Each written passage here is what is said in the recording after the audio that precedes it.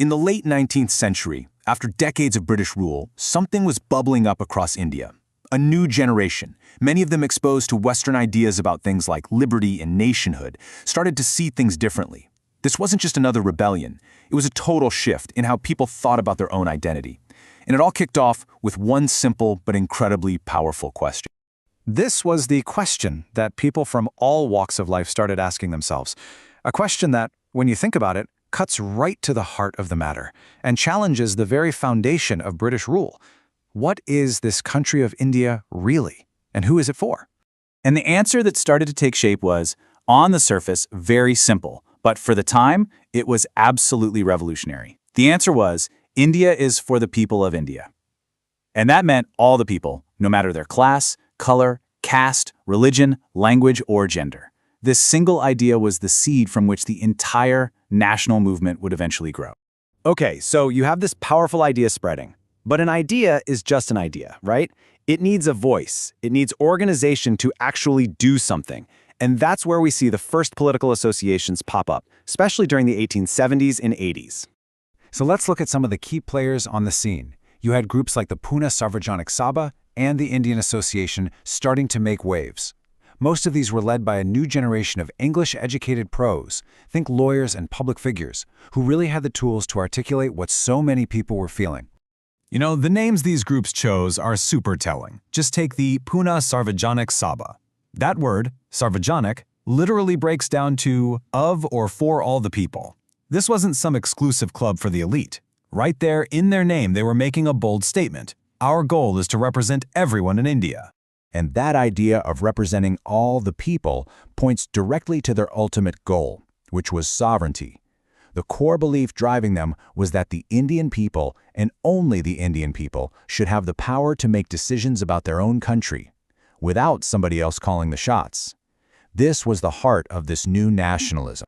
Now, as you can probably guess, the British weren't exactly thrilled about this growing nationalist vibe. And their reaction? Well, it pretty much just threw gasoline on the fire. They rolled out a series of really repressive policies in the 1870s and 80s that only made people more dissatisfied. Let's look at three big ones. First, in 1878, they passed the Arms Act, which basically made it illegal for Indians to own weapons. That same year, the Vernacular Press Act gave the government the power to just shut down any local newspaper that dared to criticize them. And then, in 1883, came the Ilbert Bill controversy, which really pushed things over the edge. So the Ilbert Bill was actually a proposal to allow Indian judges to preside over cases involving Europeans. A small step towards equality, right? Well, the backlash from the white community in India was so fierce that the government actually backed down and withdrew the bill. For Indians, this was a massive slap in the face. It just laid bare the deep-seated racism at the heart of the British administration. After everything that happened, especially that whole Ilbert Bill mess, it became crystal clear to educated Indians that scattered, regional groups weren't enough. They needed one, unified, all-India organization to fight for their rights. And that shared need led to the birth of something much, much bigger. And here's the moment it happens. In December of 1885, 72 delegates traveled from all over the country to meet in Bombay. It was right there, in that meeting, that they officially established the Indian National Congress, the first truly national political organization in India. The early leadership was pretty much a who's who of educated Indian society at the time, with many of the big names coming from cities like Bombay and Calcutta. We're talking about influential figures like Dadabhai Naoroji, Firoz Shah Mehta, and Surendranath Banerjee, who were all absolutely crucial in setting the course for the early Congress. What's really fascinating is the mix of people involved. On one side, you have Dadabhai Naoroji, an Indian businessman who was living in London and even served as a member of the British Parliament. But then, get this, one of the key organizers was A.O. Hume, a retired British official. Yeah, you heard that right. A British guy actually played a big part in bringing all these Indian leaders together. So when you step back, it's a pretty remarkable story. In just a couple of decades, you see this incredible evolution. It all starts with a single, profound question about who India is for, and it leads directly to the creation of a unified national movement, ready to speak for the people of India on the world stage. The Indian National Congress was born, and that was a historic achievement in itself. But its work was really just beginning. The real questions were still ahead. What kind of nation would it ultimately fight for? And what kind of unimaginable challenges would it have to face on the long, difficult road to freedom? All right, let's jump right in. We're heading back to the late 19th century, right to the very beginning of the Indian National Congress. Now, in its first 20 years or so, the Congress is famous for taking what we call a moderate approach. But that word, moderate, don't let it fool you. Their ambition was anything but. And wow, get a load of this. Right from the get-go, you can see the scale of their thinking. This isn't just some political meeting. A newspaper in 1886 is already calling the Congress the nucleus of a future parliament for India. From day one, the vision was massive. And a huge part of that vision was about who this future parliament would actually represent. The answer for them was simple. It had to be for everyone. They were absolutely determined not to be seen as a voice for just one specific group or one part of the country. And this quote just nails it. This is Badruddin Tayyabji, the Congress president in 1887, making it crystal clear. He's saying, look, we represent all the different communities of India. This wasn't just a nice idea. It was a foundational, non-negotiable principle for them. Okay, so with this grand vision of speaking for everyone, what did they actually ask for? What were the specific goals of this so-called moderate phase? When you boil it all down, it really comes back to this one simple, powerful idea. The first step wasn't about demanding total independence just yet. It was about getting a meaningful seat at the table. They wanted a real say in how their own country was being run. And here's how they broke that down into practical steps. They said, hey, let's make the legislative councils more representative and actually give them some real power so they're not just for show. Let's get these councils set up in every single province. And crucially, let's start placing Indians in high-level government jobs. They also pushed to separate the legal system from government control, get rid of the Unfair Arms Act, and, of course, guarantee basic rights like freedom of speech for everybody. Now, you heard me mention they wanted to repeal the Arms Act. So what does that really mean? Well, to repeal a law is just to officially cancel it, to wipe it off the books. And in this case, they were targeting a law that made it really hard for Indians to own firearms, while letting Europeans do so easily. They wanted it gone. So we've seen what they wanted, but for me, the why is always the most fascinating part. Why did these specific demands matter so much? What was the real thinking behind it all? Let's just take the call for Indianization, getting more Indians into the administration. The problem was pretty blatant. All the top jobs were held by white officials, and the main exam you had to pass was only held in London, which was basically impossible for most Indians. So the solution was just common sense. Hold the exams in India too. This wasn't just about fairness. It was a direct challenge to a system designed to keep Indians out of power. And let's be super clear about this. This whole fight for jobs was about so much more than just employment. It was a direct shot at the racist colonial belief that Indians just weren't capable of handling responsibility. And that brings us to the two key reasons behind this push. First, there was the economic argument. You see, British officers were sending huge chunks of their salaries back home to England, which was literally draining wealth out of India. Having Indians in those jobs would keep that money in the country. And second, there was the moral fight. The need to stand up and prove that racist belief system wrong once and for all. Okay, so they had their goals, but how did they actually go about fighting for them? Well, their methods were really interesting. It was, for all intents and purposes, a campaign of words, a battle of ideas. Their entire strategy was pretty much built on this one core belief. The moderate leaders genuinely felt that the British people and their government had a deep-seated respect for big ideals like freedom and justice. So the thinking went, if they could just present a logical, just case, the British would have no choice but to listen and do the right thing. And you can kind of see their playbook laid out right here. Step 1, use newspapers and articles to wake people up to the injustices of British rule. Step 2, get up on stage and give speeches hammering away at bad policies.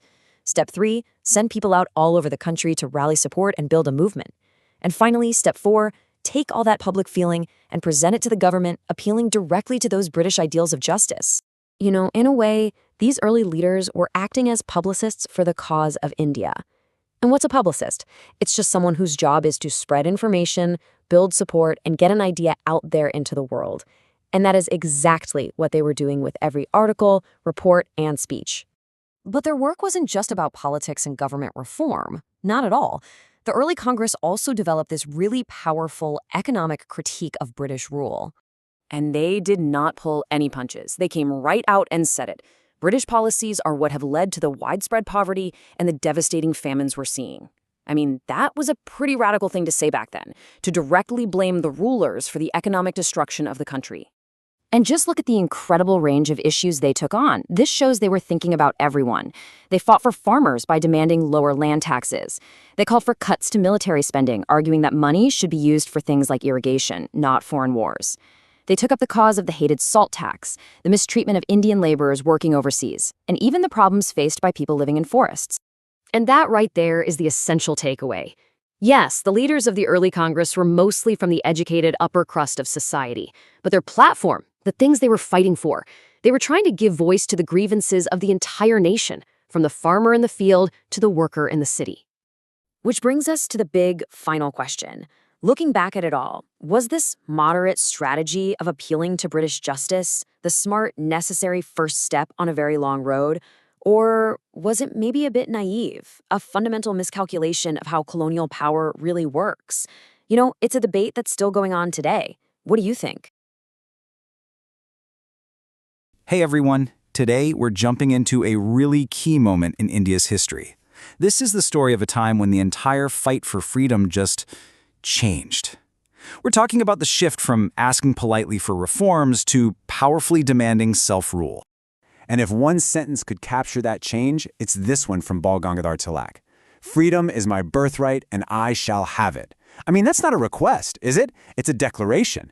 It was like a lightning bolt that completely captured a new way of thinking and set the independence movement on a whole new course. Now, to really get why this was so revolutionary, we have to rewind a little bit back to the late 19th century. Because the first version of the Indian National Congress had a very different strategy. Some people even started calling it the politics of prayers. Yeah, by the 1890s, you could feel a real sense of impatience growing. The whole strategy of writing petitions and appealing to the British government's sense of fairness, it just wasn't working. So people all over the country started to ask, is this really getting us anywhere? And all of that questioning and frustration, it gave rise to a brand new generation of leaders. These guys weren't interested in just tweaking the system or getting a few reforms. They had a much bigger, much more radical vision, complete self-rule for India. And this wasn't just happening in one corner of the country. No way. This was a fire spreading everywhere.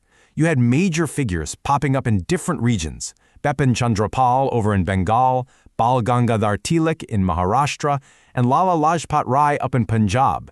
They became this incredible trio, pushing for these bolder, more confrontational ideas. And you can see here just how different the two philosophies were.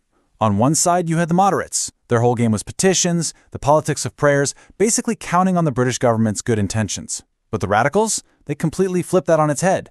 Their focus was on self-reliance and, most importantly, on the people's own strength. They weren't asking for reforms, they were fighting for total self-rule. The one word that wrapped all of this up, their big rallying cry was Swaraj. It means self-rule, and it perfectly captures their main idea. Freedom isn't something you ask for nicely and hope it's granted to you. It's your birthright, and you have to fight for it yourself. And one of the key voices spreading this message was, again, Bal Gangadhar Tilak.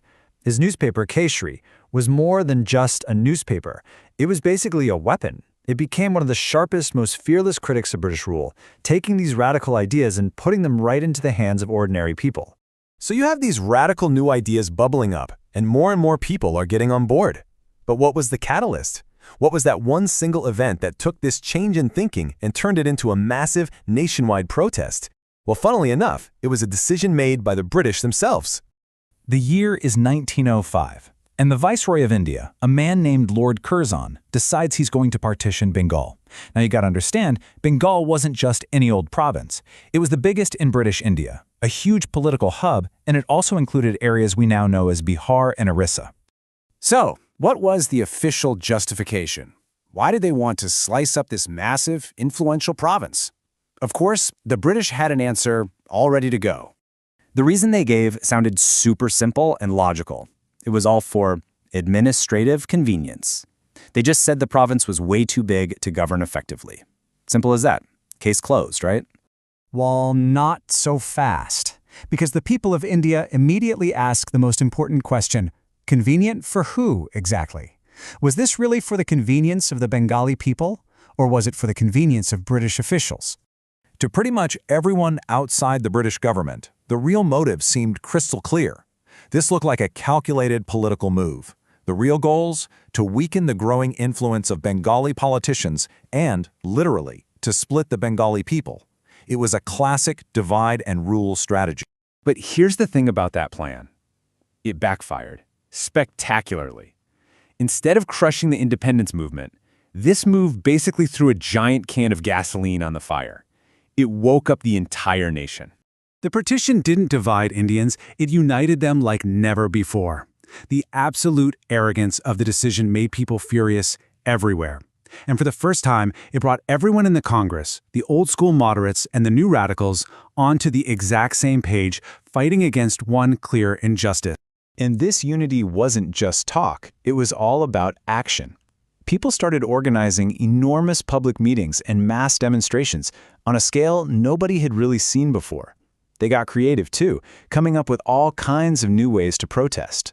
This huge national struggle came to be known as the Swadeshi movement.